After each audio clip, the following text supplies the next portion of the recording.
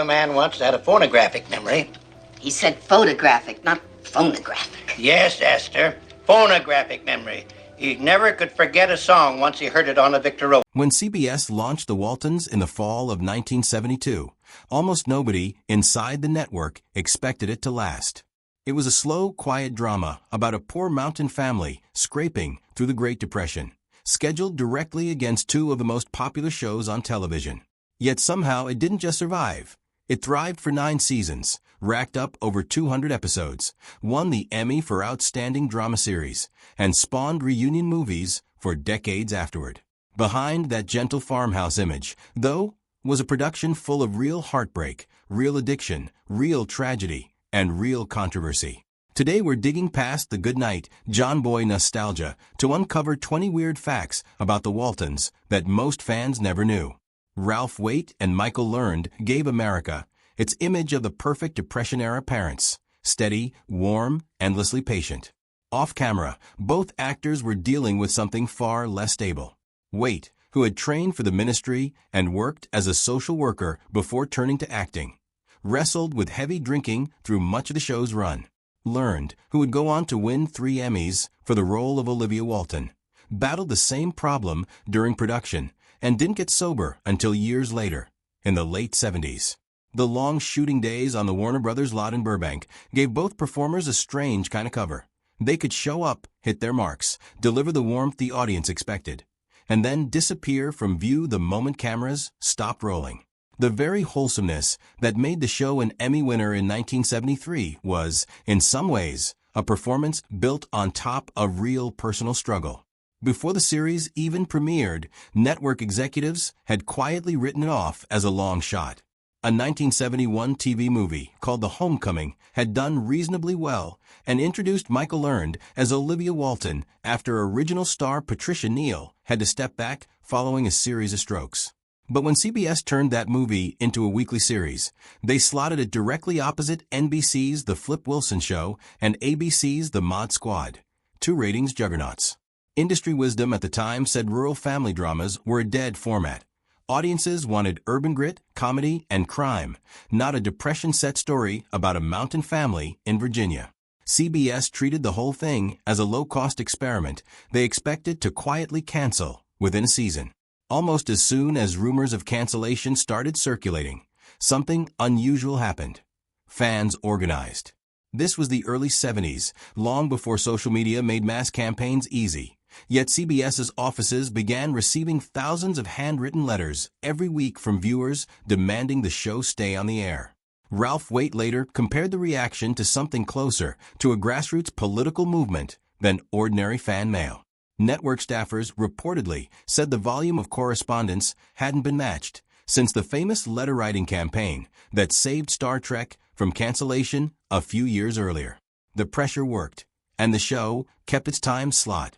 That gentle, acoustic opening melody feels like pure comfort, but it came from the same mind that would later define the sound of pure dread. Composer Jerry Goldsmith, who had already scored Planet of the Apes and Patton by 1972, and who would go on to write the chilling scores for The Omen and Alien, was the man behind the Waltons theme. When producers initially wanted something more upbeat and conventional, Goldsmith instead stripped the arrangement down to guitar and zither, built almost entirely on repetition rather than melody. It was essentially the opposite of his usual toolkit. Instead of using tension and dissonance to unsettle audiences, he used simplicity and warmth to comfort them, applying the same craftsmanship in the opposite emotional direction. That famous white farmhouse never functioned as an actual house. It was a facade built on the Warner Brothers backlit, timber and paint arranged to look like rural Depression-era Virginia, with no real rooms or staircases behind the windows. When characters appeared to be looking out from an upstairs window, actors were actually standing on scaffolding hidden behind the wall, carefully lined up with camera angles to fake depth.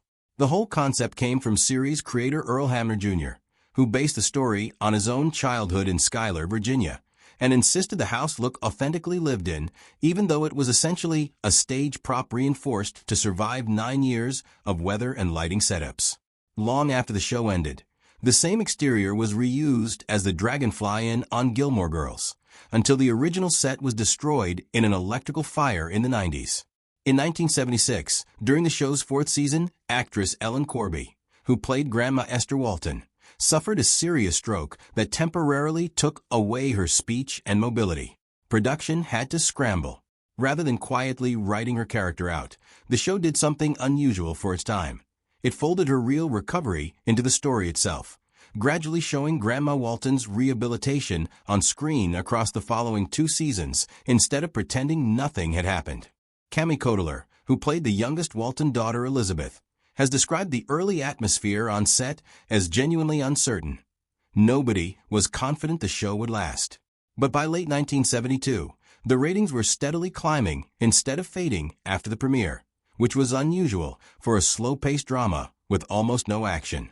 Within its first full season, the show went from being treated as safe filler programming to a legitimate award contender, eventually taking home the Emmy for Outstanding Drama Series. Years before he became a household name as the goofy lead in Three's Company, John Ritter spent 18 episodes on the Waltons playing Reverend Matthew Fordwick, the steady young minister of Walton's Mountain. The role required restraint and quiet moral authority, about as far as you can get from the physical comedy and rapid-fire gags that would later define his career once ABC cast him in a sitcom adaptation of a British comedy series. In 1978, Will Geer, who played Grandpa Zebulon Walton, died of complications from emphysema shortly after wrapping filming on season 6. Rather than quietly recasting or writing the character out, the show's producers made an unusually bold choice for the era. They wrote his death directly into the story. The season 7 premiere revealed that Grandpa Walton had passed away peacefully while planting trees on the mountain, with the family shown visiting his grave, filmed only months after Geer's actual death. Before acting, Ralph Waite earned a divinity degree from Yale and briefly served as a minister, later working as a social worker in New York. But the deeper source of his performance as John Walton Sr. came from devastating personal loss. In 1964, his eldest daughter died of leukemia at just 9 years old.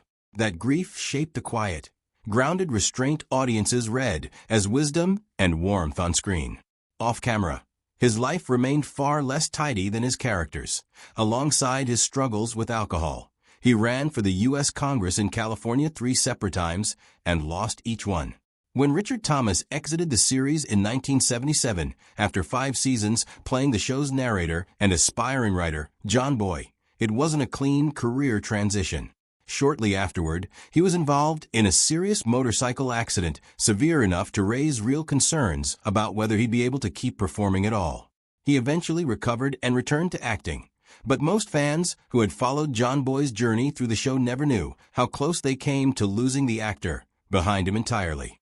Most television casts drift apart once a series wraps, but the young actors who played the Walton children kept reuniting for years afterward.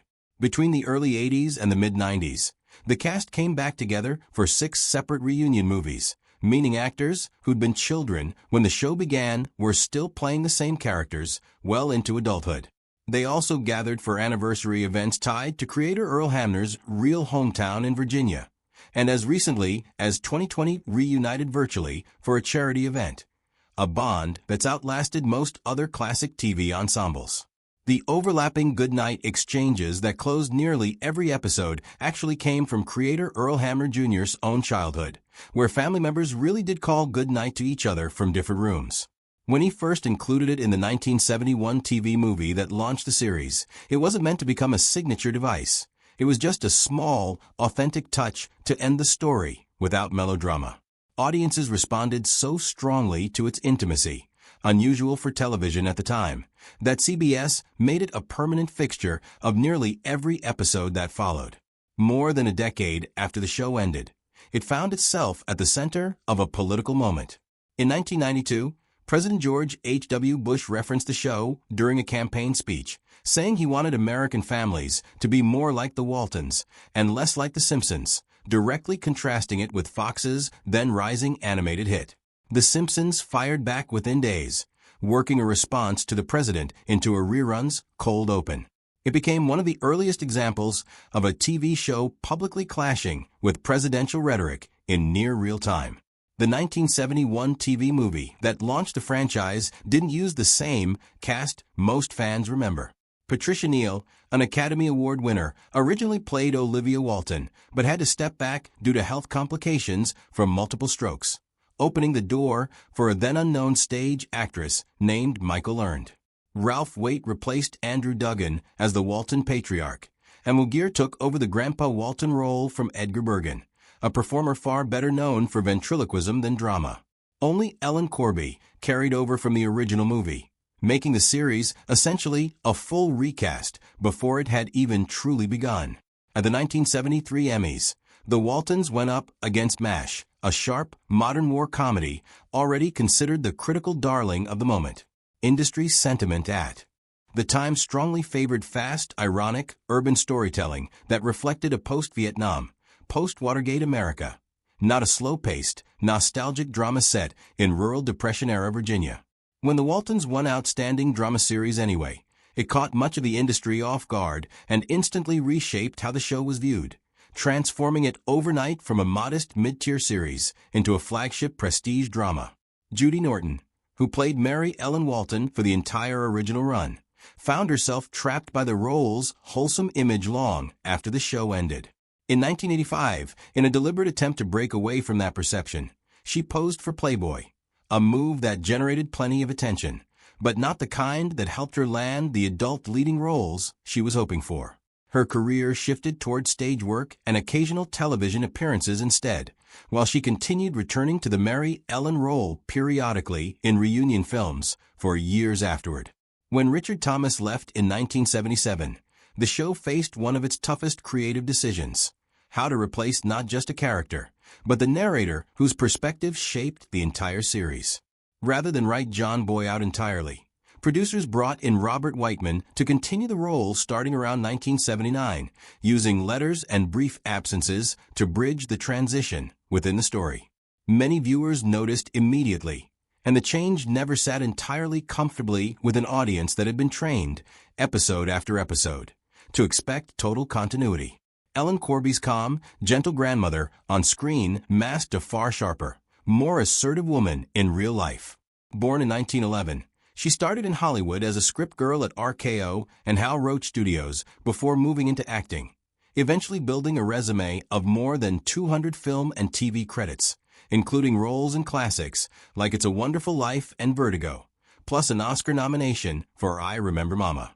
By the time The Waltons began, she was a seasoned veteran who wasn't shy about pushing back on dialogue or scenes she felt didn't fit her character, a sharp contrast to the soft-spoken grandmother audiences saw every week. Even a gentle family drama wasn't exempt from the strict content oversight of 70s network television. Writers regularly received detailed notes on tone, moral framing, and how conflicts had to resolve in order to avoid what executives called ambiguity in values presentation. Creator Earl Hamner Jr. later described the show as shaped by what he called the invisible hand of broadcast approval, while Michael Learned described the constant pressure to keep every storyline emotionally resolved as something close to suffocating. Even when real tragedies struck the cast, the show often had to soften or rework those events to fit what CBS considered appropriate for a family audience, meaning the version of hardship audiences saw on screen was rarely the full, unfiltered version of what the cast was actually living through. From its rocky, doubted beginnings to its emotional, real-life-infused final seasons, The Waltons turned out to be far stranger, far more human, and far more complicated behind the scenes than its peaceful mountain setting ever let on. What looked like simple, comforting television was actually built on real grief, real addiction, real recasting battles, and a surprising amount of behind-the-scenes tension. Proof that even the most wholesome shows in TV history often hide the most complicated stories.